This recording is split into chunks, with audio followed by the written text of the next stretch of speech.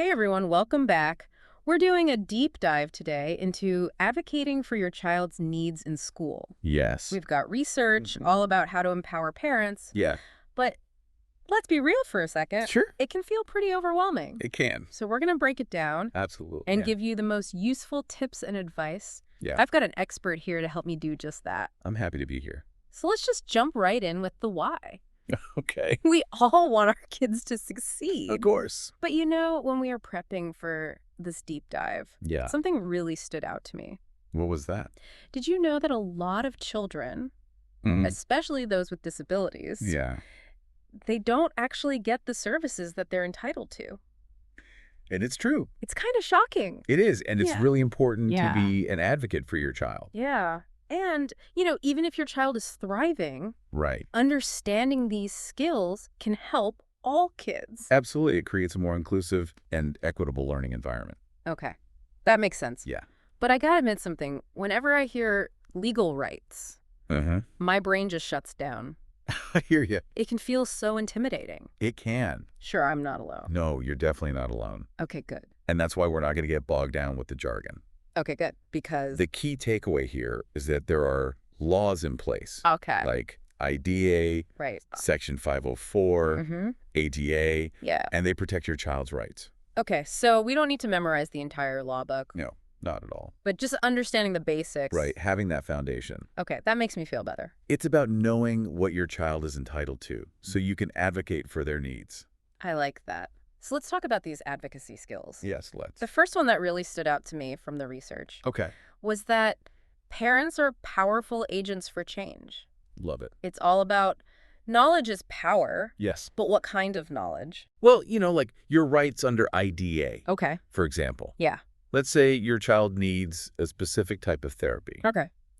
and the school is hesitant to provide it. Mm-hmm. Understanding IDA can help you advocate effectively. Wow, that's a great example. Yeah. So it's not just about knowing what your child needs emotionally or academically, Right. but also about knowing the system The system, yeah. and how to work within it. Absolutely understanding the rules of the game, so to speak. Okay, so we can play strategically. Exactly. All right, I'm feeling more empowered already. Great.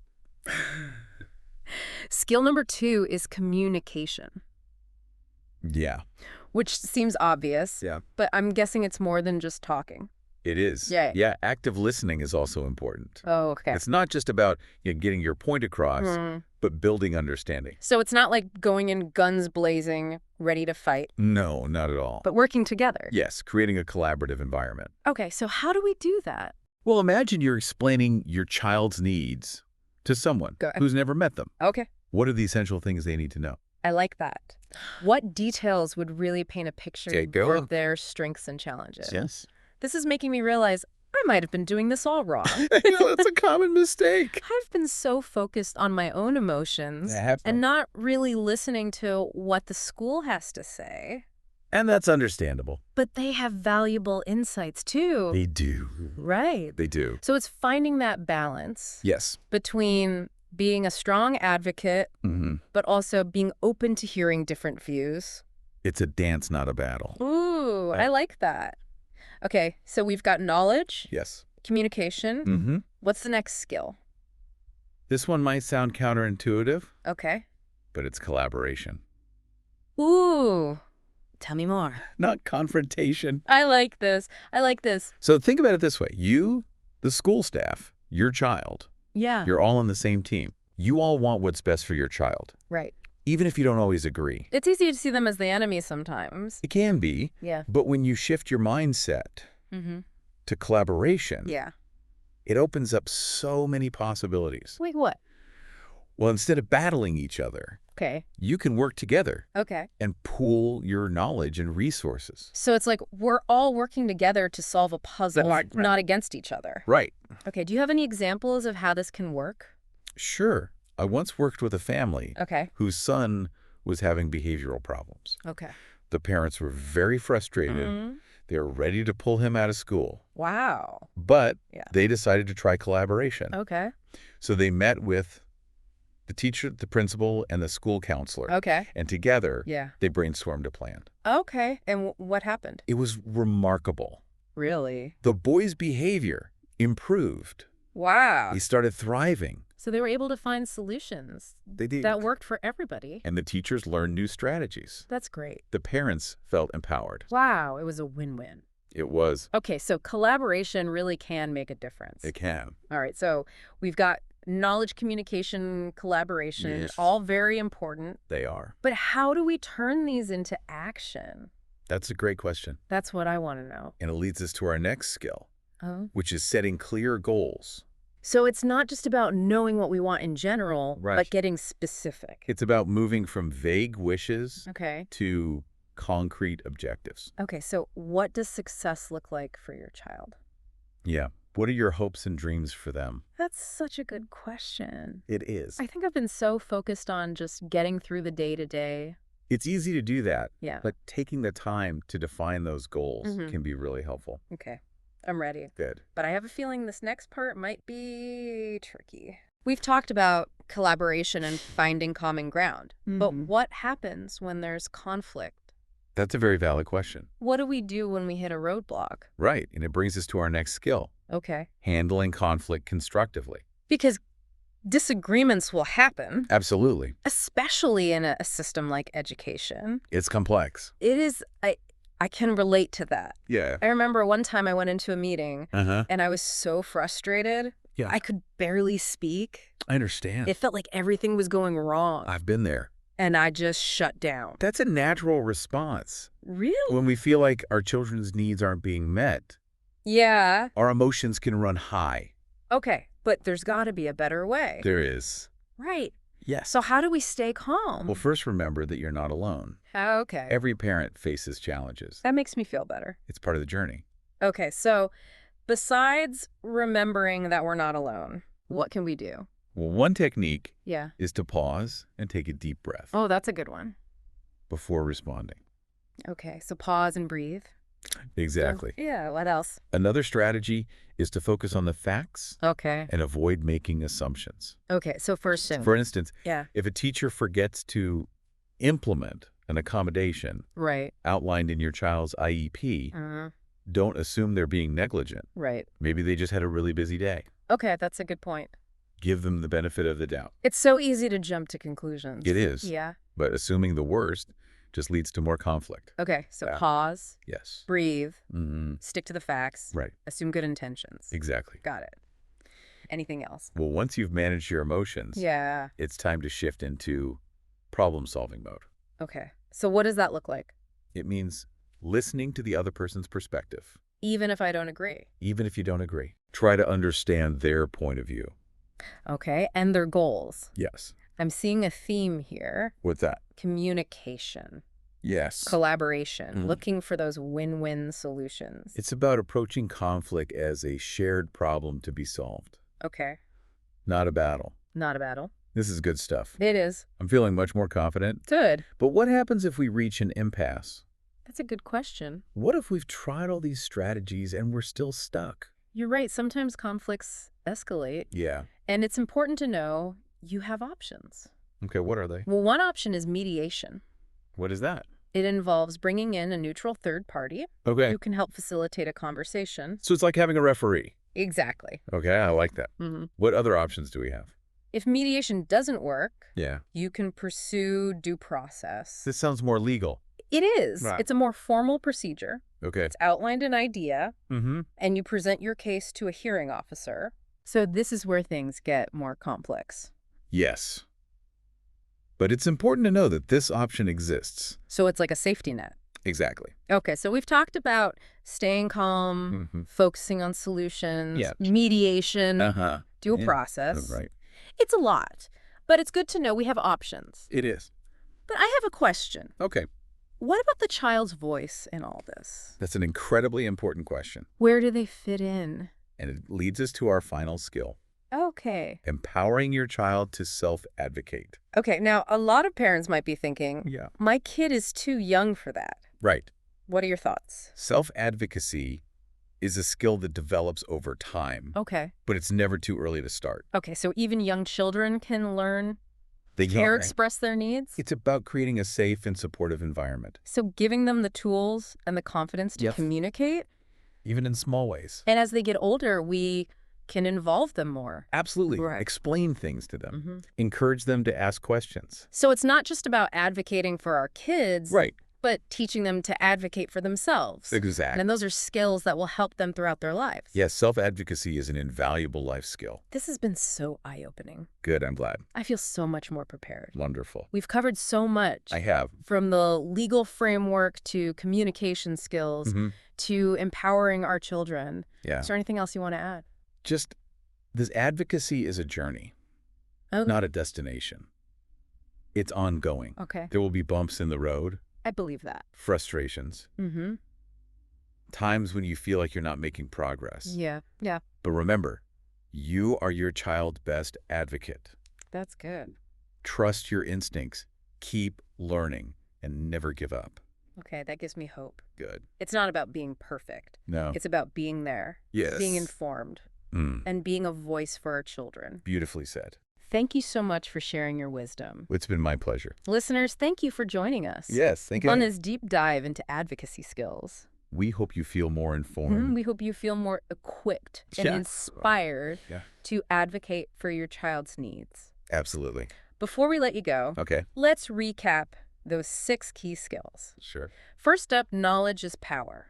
Yes, understanding your rights, the laws, Mm-hmm. the school system. Give you that foundation. Right, like having the right tools for the job. Love that. Then communication. Yes. Not just talking, but active listening. That's right, building those relationships. Same with teachers and administrators. It's about creating a team atmosphere. Right. And that leads us to collaboration, Yes, not confrontation. finding those win-win solutions. It's amazing what you can achieve Yeah. when everyone's working together. Number 4, Setting clear goals. what does success look like? Yes, having that vision, Helps to guide us. it does. Okay. Then we talked about conflict. Right, it's going to happen. It is, but it's how we handle it. That's right. Stay calm, look for those win-wins. Remember to breathe. Yes, and know when to ask for help. And finally, empowering our kids to self-advocate. That's the long game. Even small steps build confidence. They do. This has been great. It has. Thank you so much. You're welcome. Listeners, we hope you feel the same. Yes, You are your child's best advocate. you are. Trust your instincts, keep learning. And don't be afraid to ask for help. Now, here's a final thought. Okay. What's one small step you can take this week Hmm. to advocate for your child? Yeah. Or a child in your community? It could be a conversation, a question, or just doing a little research. Every little bit counts. It does. Advocacy is not a one-time event. Right. It's ongoing. It is. Small actions can make a big difference. That's right. Until next time, Yes. keep diving deep Keep learning. and keep being those amazing advocates you are. Absolutely. We'll see you next time. It is. And it can make a world of difference. It can, right? Yeah. When I'm stressed, I tend to just blurt things out. And that Yeah. can make the situation worse. It does. It does. So just taking a moment to breathe Yeah. can help you choose a more thoughtful response. Like hitting the pause button on a recording. Exactly. Okay, pause and breathe. Yes. Got it. What else? Another strategy is to focus on the facts Okay. and avoid making assumptions. Right. So Like, don't assume Yeah. that the teacher's intentionally ignoring your child's needs. Right. Like if they forget to. Yeah, if they forget to implement an accommodation, Right. don't automatically think that they're being dismissive. Right. Give them the benefit of the doubt I like that. and Yeah. focus on finding a solution. Yeah. It's so easy to jump to conclusions. It is, especially when Yeah. you're feeling stressed. It's true, but assuming the worst just makes things worse. It does. So pause. Promise. Stick to the facts. Yes. Assume good intentions. Yes, assume good intentions. Yeah. Okay. What else? Well, once you've kind of calmed down, Yeah. you want to shift into problem-solving mode. Okay. What does that look like? It means listening to the other person's perspective. Even if you don't agree with it. Yes, even if you don't agree, Okay. try to understand Mm-hmm. where they're coming from. Understand their goals. Your goals, their Yeah. constraints. Right. This is all about communication. Yes. Collaboration. Collaboration. Finding those win-win solutions. It's about approaching conflict Right. as a shared problem Right. to be solved, Not a battle. not a battle. This is great. I'm really liking this. I'm glad. But what if we've tried all of this? Yeah. And we're still stuck? That can happen. Right. What do we do then? Well, in those situations, Yeah. it's important to know that you have options. Okay, what are our options? One option is mediation. Okay, what is that? It's where you bring in a neutral third party. who can help facilitate a conversation. So like a referee. Exactly. Yeah, okay, that makes sense. Why? What other options do we have? If mediation doesn't resolve the issue, Okay. you can pursue due process. Due process. Okay, that sounds a little more serious. It is a more formal legal procedure, Okay. and it's outlined in IDA. Right. So basically, you present your case Okay. to a hearing officer. Okay, so this is like if... Yeah, if mediation doesn't work. Right, if we've tried everything else. Exactly. Okay, so we've talked about staying calm, focusing on solutions, Yes. mediation, Yes. due process. Due process. It's a lot, but it's good to know we have options. It is. But I have one more question. Okay. What about the child in all this? That's a great question. Where do they fit in? And it leads us to our final skill, Okay. which is empowering your child to self-advocate. Okay, now a lot of parents might be thinking, I know. my kid's too young for that. Yeah, they might be too young to understand Yeah. all the complexities, Yeah. but it's never too early to start teaching them. Oh, okay, so how do we do that? Well, you want to create a safe and supportive environment Okay. where they feel comfortable Right. expressing their needs. So even small things. Yes, even small things. Like what? You know, like if they're not comfortable Yeah. with a certain activity, encourage them to speak up. Okay. And as they get older, Yeah. you can involve them more In the process. in the decision-making process. Right, so it's not just about us advocating for them, Right. but teaching them Yes. to advocate for themselves. Exactly. These are skills that will help them Throughout their lives. for the rest of their lives. Absolutely. This has been so helpful. I'm glad. I feel like I'm walking away with a whole new set of tools. That's great. We've covered so much. Yeah. From understanding the laws to communication Yeah. to empowering our kids. Yeah. Is there anything else you want to add? Just this advocacy is a journey. Okay. It's not a destination. It's ongoing. Right. And there will be challenges. Yeah, I can imagine. There will be times when you feel frustrated, Of course. like you're not making progress, Yeah, but you are your child's best advocate. I like that. So trust your instincts, keep learning, and don't give up. Okay, that's good advice. I needed to hear that. I'm glad. It's not about being perfect. No, it's not about being perfect. It's about being there for your child, exactly. being informed, and speaking up for their needs. Beautifully said. Thank you so much for sharing your expertise. It's been my pleasure. And listeners, thanks for joining us for this deep dive. Yes, thank you. We hope you're feeling more informed, More equipped. more empowered, And inspire. to advocate for your child. Absolutely. Okay, so we've covered a lot. Hmm? Let's do a quick recap. Yeah, let's recap those 6 key skills. Okay, number 1, knowledge is power. Yes, knowing your rights, understanding those laws, like IDEA. Right, and the school system. Yeah, the system itself. It gives us that foundation. It's like having the right tools for the job. I like that. You can't build a house without a hammer and nails. Right. So you need those tools to advocate for your child. Okay, number 2, communication. Communication, and not just talking, Right. but really listening. Active listening. Active listening, building those relationships. With the teachers and the Yeah. administrators. Yeah, it creates that team atmosphere. Right, and then we talked about collaboration, Collaboration, not confrontation. finding those win-win solutions. It's amazing what can happen Yeah, when you work together. absolutely. And then still number 4, setting clear goals. Those goals are so important. What does success look like for your child? Yeah, having that vision. It helps to guide our advocacy. It does. And then we talked about conflict. Conflict happens. It's inevitable. It is, but it's how we handle it. Staying calm. Staying calm, breathing, Seeking those win-win solutions. and knowing when to ask for help. like mediation. Exactly. And then that final skill. Empowering your child to self-advocate. Even those small steps. Yeah, those small steps make a big difference. This has been so great. It has been. Thank you so much for joining us. My pleasure. Listeners, we hope you feel more informed, More equipped more inspired. and ready to advocate for your child. Now, here's a final thought for you. Okay. What's one small step that you can take this week This week, to advocate for your child? it could be having a conversation, asking a question. Or doing some research. Yeah, even a little research. Every little bit counts. It really does. And remember, advocacy is not a one-time thing. It's ongoing. It's a journey. It's a journey. Small actions. Can make a big difference. Until next time, keep diving deep Keep learning. and keep being those amazing advocates you are. We'll see you next time.